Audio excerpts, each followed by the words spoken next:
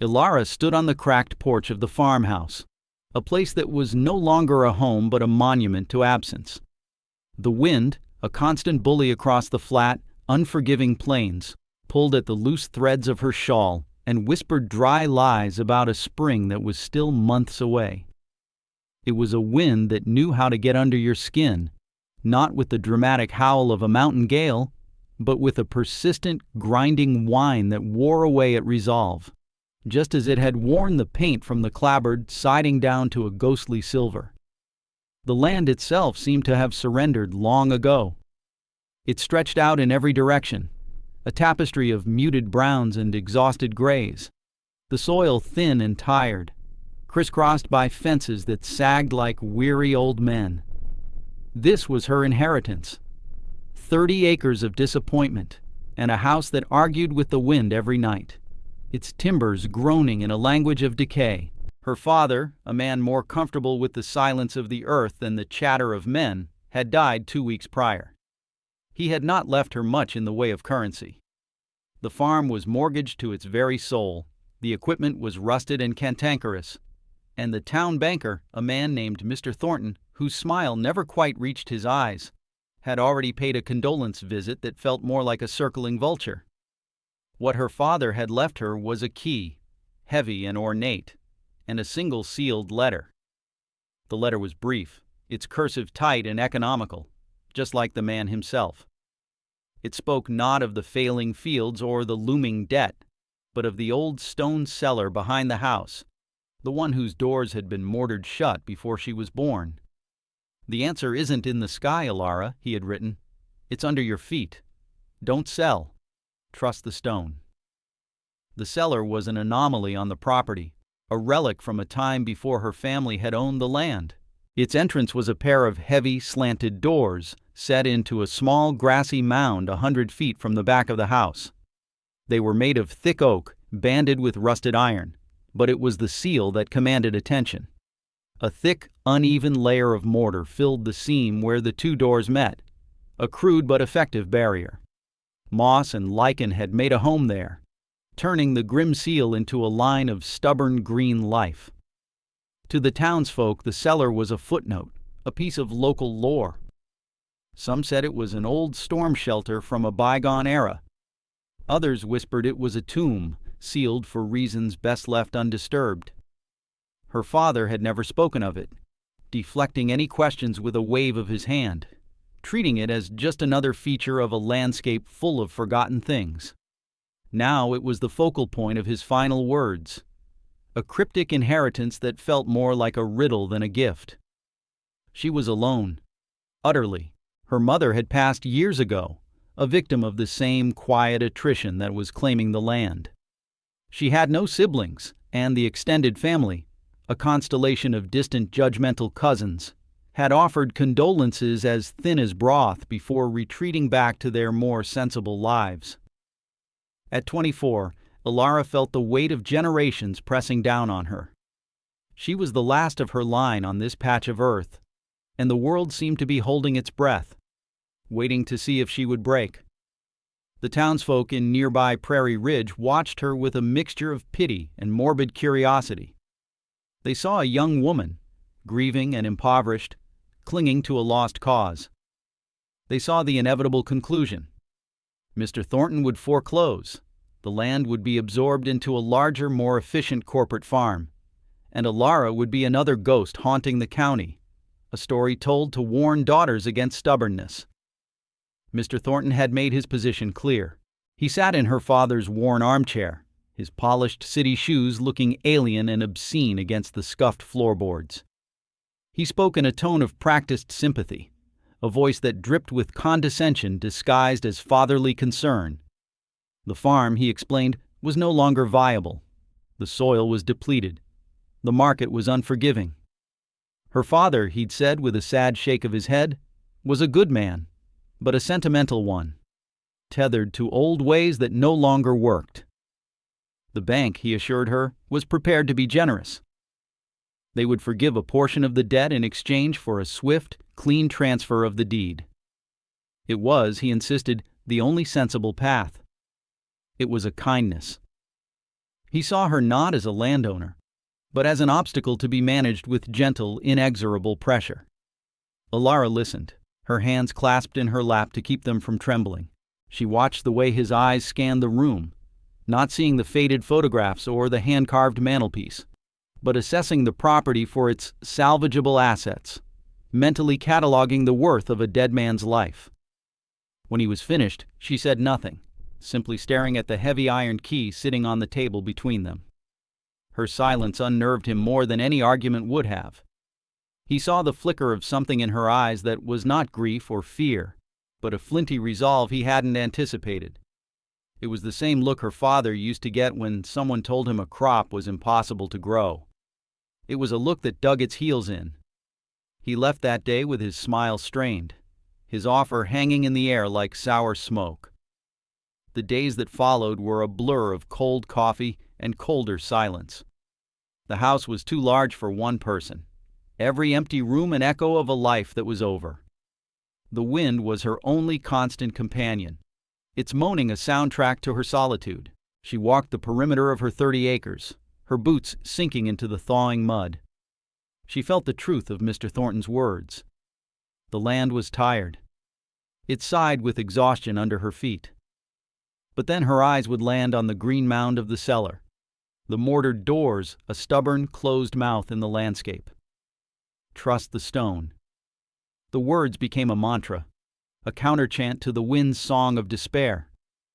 What answer could possibly lie in a sealed, dark hole in the ground? What had her father, a man of sun and soil, seen in the darkness? The decision, when it came, was not a lightning bolt of inspiration, but a slow, quiet turning, like a key in a rusty lock. She would not sell. She would not run. She would honor the last words of the only person who had ever truly believed in her. She would open the cellar. This small act of defiance felt monumental, a declaration of war against the sensible, the practical, and the inevitable. It was a choice born of equal parts desperation and faith, a blind step into the darkness her father had pointed her towards. She picked up the heavy key, its cold weight a comfort in her palm. The community chorus of doubt was already tuning up in her mind, but for the first time since the funeral, she felt a flicker of purpose. She had a riddle to solve. The first task was breaking the seal. It was a job that required more brute force than finesse. She found a heavy sledgehammer and a cold chisel in the old barn, the tools cool and solid in her hands, smelling of oil and her father's sweat. The morning air was sharp, the sky the color of old pewter. As she stood before the cellar doors, she felt the eyes of the world on her, even though she was completely alone. She could hear the whispers from town. That poor girl. What is she doing now? Digging her own grave? She lifted the sledgehammer, the weight of it unfamiliar and immense, and brought it down on the chisel. The first strike produced a dull thud and a puff of gray dust, a sound swallowed by the vast, indifferent landscape. The mortar was old, but it was stubborn, a fossilized promise of secrecy. For 3 days, the rhythm of her life was the ring of steel on steel. Her arms ached, her shoulders burned, and blisters bloomed on her palms, broke and hardened into calluses. Each swing of the hammer was a blow against her grief, against the pitying looks of the townsfolk, against Mr. Thornton's smug certainty. With every chip of mortar that fell away, she felt a piece of her own inertia breaking loose. Silas, the old farmer from the neighboring property, stopped his truck on the dirt road one afternoon. He was a man carved from the local wood, weathered and quiet, his face a roadmap of droughts and hard freezes. He watched her for a long moment, his expression unreadable. Finally, he ambled over, his gait slow and deliberate. "What in God's name are you doing, Alara?" he asked, his voice a low rumble like stones in a dry creek bed. "Opening it," she said between swings, not breaking her rhythm. He spat a stream of tobacco juice near his boot. "Your father kept that thing shut for a reason, I reckon. Some things are best left buried." "He also told me to trust it," she replied, pausing to wipe sweat from her brow with the back of a gritty glove. Silas shook his head, a slow, sad gesture. "Trusting a hole in the ground won't pay the bank, child. Thornton's not a patient man. He thinks you've lost your mind. The whole town does." "Let them," she said, and she brought the hammer down with a force that sent a spider web of cracks through the remaining seal.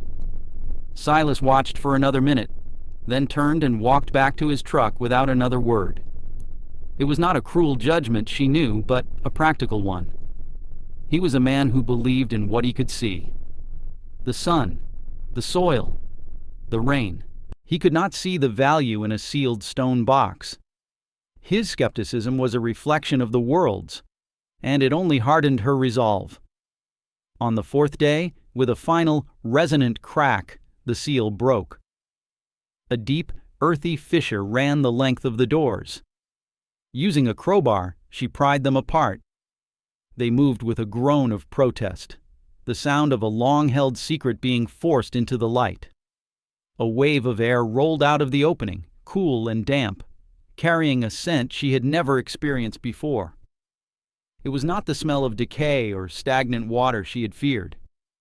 It was the clean, profound scent of deep earth, of stone, of mushrooms, and of something else. A strange, living stillness. It smelled ancient. She peered into the darkness. A set of steep stone steps descended into blackness.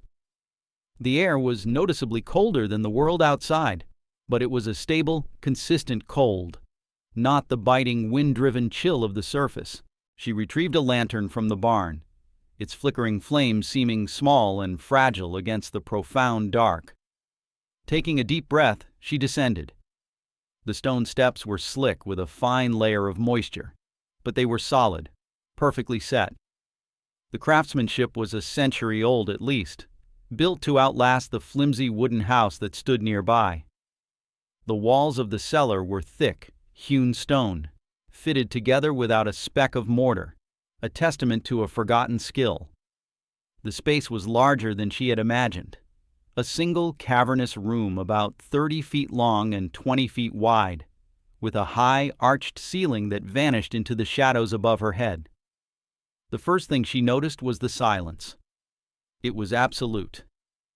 The incessant whine of the wind, a sound that had been the backdrop to her entire life, was gone. It was a silence so deep it felt like a physical presence. The second thing was the temperature. It was cool, but not cold. It felt stable, unchanging. The flickering lantern flame did not dance or gutter. It burned with a steady, unwavering light, untouched by any draft. There were no cobwebs, no signs of insects or rodents. It was a hermetically sealed world. In the center of the floor was a small, stone-lined well, covered with a heavy slate cap, and against the far wall there was a simple wooden desk and a chair, both covered in a fine layer of dust, looking as if someone had just stood up and walked out 100 years ago. On the desk lay a thick, leather-bound journal. It was her father's. His handwriting, so familiar to her, filled the pages.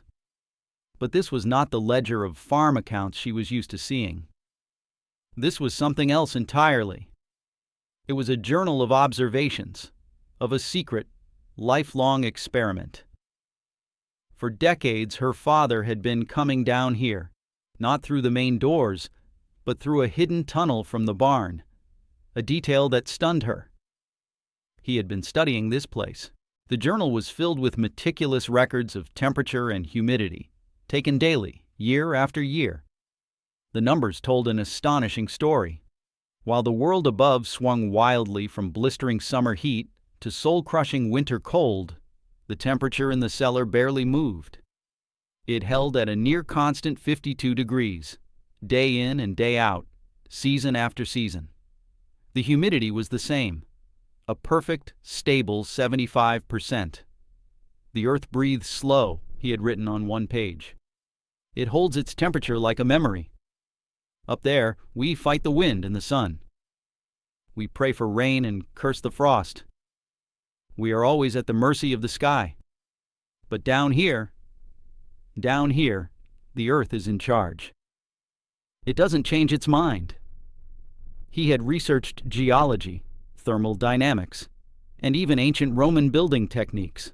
The cellar, he had discovered, was built into a unique geological formation, a deep seam of granite that acted as a massive thermal battery, absorbing and releasing heat with incredible slowness, creating a perfect subterranean microclimate. This was his secret. Not a treasure of gold, but a treasure of constancy. And then, in the final pages, she found the reason for it all. He had been researching a specific type of cultivation, one that was notoriously difficult, if not impossible, in their climate. He was studying the cultivation of tuber magnatum, the rare and astronomically valuable white truffle, and other delicate high-altitude fungi and medicinal plants that required precisely these conditions to fruit. His notes were filled with sketches, soil composition analysis, and contacts for mycologists in Europe. He had been laying the groundwork, formulating a plan that was so audacious, so contrary to the conventional wisdom of their farming community, that he had never dared speak of it aloud. His dream was not to grow corn or soybeans, but to cultivate jewels in the dark. The plan that bloomed in Alara's mind was her father's, but it was her hands that would have to give it life. She would not just use the cellar, she would transform it into a subterranean garden. The idea was terrifying and exhilarating. It was an act of faith in her father's quiet genius, and a gamble against the entire world.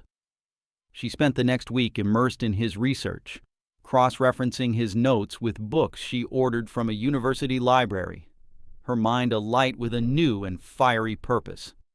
She was no longer just a grieving daughter. She was the custodian of a radical idea. The work was immense.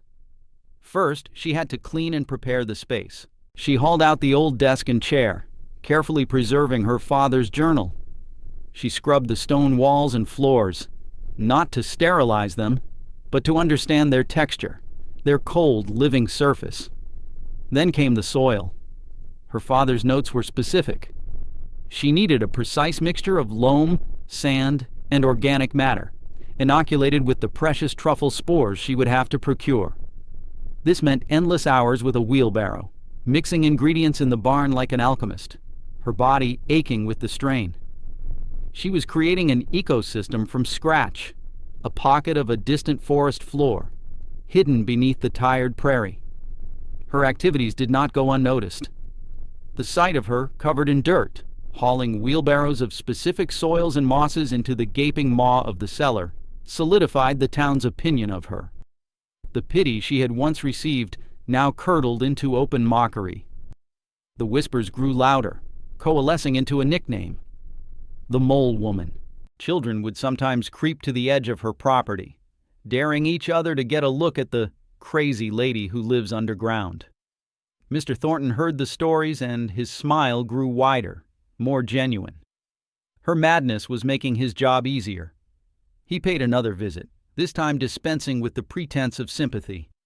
"Miss Alara, this spectacle must end," he said, gesturing towards the cellar with a dismissive wave of his hand.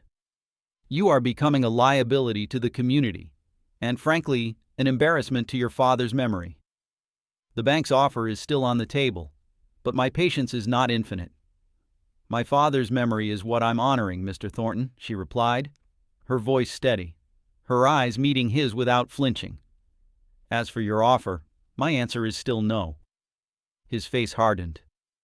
"Very well, but when the first snow falls and you're left with nothing but a hole full of dirt, do not come to me for charity. The foreclosure proceedings will begin in 90 days. That is not a threat. It is a statement of fact." The deadline hung in the air, a guillotine blade sharpening itself with each passing day. The pressure was immense, but it was also clarifying. It stripped away all other options, leaving only the singular narrow path she had chosen. She worked with a feverish intensity, driven by the ticking clock.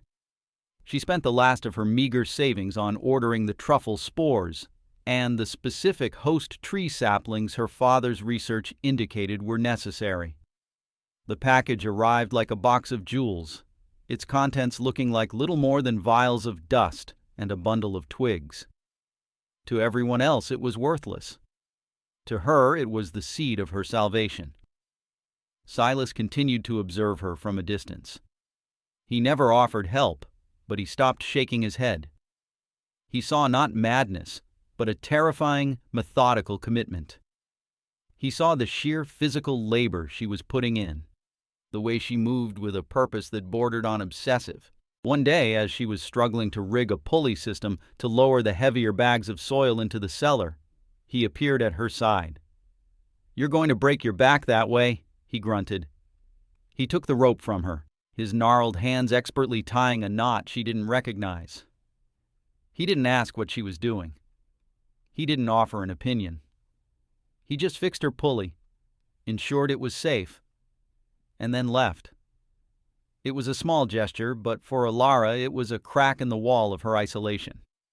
It was the first time someone had looked at her process, not her perceived insanity. She planted the saplings in long, carefully prepared beds of the inoculated soil. She installed a passive ventilation system based on her father's designs, a simple series of pipes that would allow for minimal air exchange without disturbing the cellar's precious thermal stability. She learned the rhythms of the darkness, the subtle shifts in the scent of the air that told her the mycelium was taking hold, a vast, invisible network spreading beneath the surface of her garden beds. She worked by lantern light, losing track of time, the world of sun and wind becoming a distant memory. Her world was stone, soil, and silence. She spoke to the plants, to the memory of her father, her voice a soft murmur in the vast, quiet dark. Autumn arrived, painting the prairie in shades of gold and rust. The wind grew teeth. The first frosts silvered the fields, killing the last of the summer weeds. Other farmers rushed to bring in their final harvests, their faces etched with worry about the coming winter. The talk in town was of an early and brutal season. An old farmer's almanac, revered as scripture, predicted a winter the likes of which hadn't been seen in a generation. Alara heard the news, but felt a strange detachment. Her crop was not subject to the whims of the sky. Her fate was tied to the slow, steady heartbeat of the earth. The first snow came in November, a light dusting that melted by noon. But it was a harbinger. A week later, the real storm began to gather. The sky turned a bruised, malevolent purple. The temperature plummeted, and the wind began to howl in earnest, no longer a whine but a shriek. The radio crackled with warnings, urging people to stock up, to bring their livestock inside, to prepare for a blizzard of historic proportions. The town hunkered down, shutters were bolted, and wood stoves were stoked until they glowed cherry red. Alara made her final preparations. She had stocked the small, hidden living quarters her father had built off the main cellar, a tiny room with a cot, a small stove, and his books. She had food and fuel. As the first heavy flakes began to fall, thick and fast, she descended the stone steps for what she knew would be the last time in a while. She closed the heavy oak doors, sliding a massive iron bar into place from the inside. The shriek of the wind was cut off instantly. The silence of the cellar rushed in to meet her, a comforting, familiar embrace. Outside, a war was being declared on the world. Inside, there was only peace. For 3 days, the storm raged. The radio reports, when she could get a signal, painted a terrifying picture. Snowdrifts of 20 feet, temperatures dropping to 40 below zero with the wind chill. Power lines down across the county, roads impassable. Reports of livestock freezing to death in their barns. Mr. Thornton's state-of-the-art greenhouses, his pride and joy, had their glass panels shattered by the weight of the ice and snow, the delicate hydroponic crops within flash-frozen in minutes. The modern technological approach to agriculture had been shattered by the raw, ancient power of nature. Down in her subterranean sanctuary, Alara was safe and warm. The temperature in the cellar held, as it always did, at a steady 52 degrees. By the light of her lantern, she tended her strange garden. And it was there, on the second day of the storm, that she saw it. Pushing up through the dark, rich soil at the base of a hazel sapling was a small, pale mound. And then another, and another. She fell to her knees, her breath catching in her throat. Reaching out with a trembling hand, she gently brushed the soil away. The scent that rose to meet her was intoxicating, a complex perfume of garlic, damp earth, and something wild and holy. It was the unmistakable aroma of a white truffle. They were growing. Her father's mad dream, her impossible gamble, was real. It was fruiting in the dark, nurtured by the constant warmth of the earth, while the world above froze to death. On the fifth day, the wind finally died down. The silence that fell over the world was different from the silence in her cellar. It was the heavy, muffled silence of a world buried in snow. She knew she had to see. With considerable effort, she forced the cellar doors open. The sight that met her was breathtaking and terrifying. The world was gone, replaced by an undulating landscape of pure white. The snow was piled high against the cellar mound, and the farmhouse itself was barely visible, its roof a small dark patch in a sea of snow. The sky was a brilliant, painful blue, and the air was so cold it felt like breathing shards of glass. A movement caught her eye. A figure was struggling through the massive drifts, making its way slowly towards her house. It was Silas. He was covered in snow, his face rimmed with ice, his breath pluming in the frigid air. He looked exhausted, but his eyes were wide with a desperate urgency. "Alara," he shouted, his voice hoarse. "I thought, with the barn so old, I thought you might have frozen." "I'm all right, Silas," she called back. "I was in the cellar." He finally reached her, leaning on his shovel, gasping for air. He stared at her. She was not frostbitten or shivering. She wore a simple sweater, her cheeks flushed with warmth, not cold. He looked from her to the dark opening of the cellar, a puff of visibly warm, damp air rising from it like a dragon's breath into the frozen world. "How?" he whispered, his voice full of disbelief. "My furnace gave out last night. I spent the night huddled by the stove, burning my furniture to keep from freezing. I lost half my herd. The Thornton greenhouses are a ruin of glass and ice. How are you?" "Warm." She didn't answer right away. She simply stepped aside, gesturing for him to look. He hesitated, then cautiously descended the first few steps, peering into the darkness. His eyes, accustomed to the blinding white of the snow, slowly adjusted. He saw the lantern light, the green of the saplings, and the dark, rich earth of the garden beds. He smelled the impossible scent of life, of a forest floor in springtime, rising from the depths. He saw the small basket by the stairs, already half full of the pale, gnarled treasures she had harvested. He looked back up at her, his face a mask of stunned comprehension. The skepticism that had lived in his eyes for months was gone, replaced by a profound and humbling awe. He understood. He saw the wisdom that ran deeper than the frost line. "Well, I'll be damned," he breathed, the words turning to vapor in the Arctic air. "Your father, he wasn't a fool. He was a prophet. The great blizzard of that year broke the back of Prairie Ridge.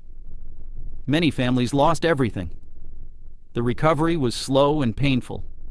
But in the midst of the ruin, a strange story began to circulate. It was the story of the mole woman, who had not just survived the storm, but had thrived through it. When the roads were finally cleared, people came to see for themselves. They came expecting to find a madwoman, and instead they found a miracle. They saw her subterranean garden, green and alive. They smelled the otherworldly scent of her harvest. Her truffles, a delicacy no one in the region had ever seen, became a currency more valuable than gold. She sold them to fine restaurants in distant cities, the chefs marveling at their quality. The money she earned paid off the banknote in full. She walked into Mr. Thornton's office and placed the cashier's check on his desk without a word. The look on his face, a mixture of shock, humiliation, and grudging respect, was a victory sweeter than any revenge. He was a man ruined not by her, but by his own arrogant refusal to see beyond the surface. But Alara did not hoard her discovery. She did what her father, a man of the community despite his silence, would have wanted. She shared it. She taught Silas how to identify the right geological formations. She helped other struggling farmers build their own subterranean gardens, creating a network of climate-proof sanctuaries.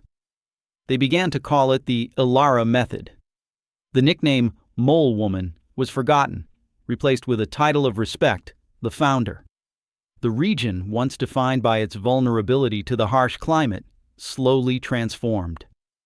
It became known for its unique high-value produce, all grown in the quiet, stable darkness beneath the fields. The Cellars became a symbol not of hiding from the world, but of understanding it on a deeper level.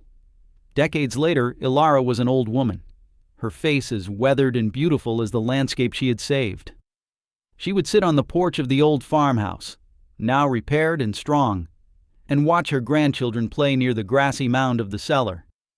The cellar was no longer a secret, but the heart of their community, the source of their prosperity and their resilience. The wind still blew across the plains, but it no longer sounded like a threat.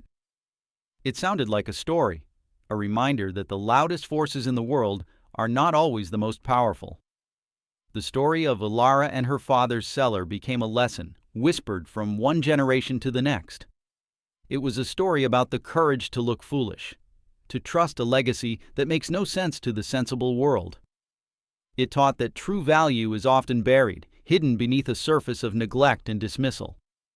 The greatest treasures are not always things that glitter in the sun, but are sometimes ideas that take root in the dark, waiting for someone with enough patience and faith to trust the stone, and to understand that the most profound answers often lie right under our feet.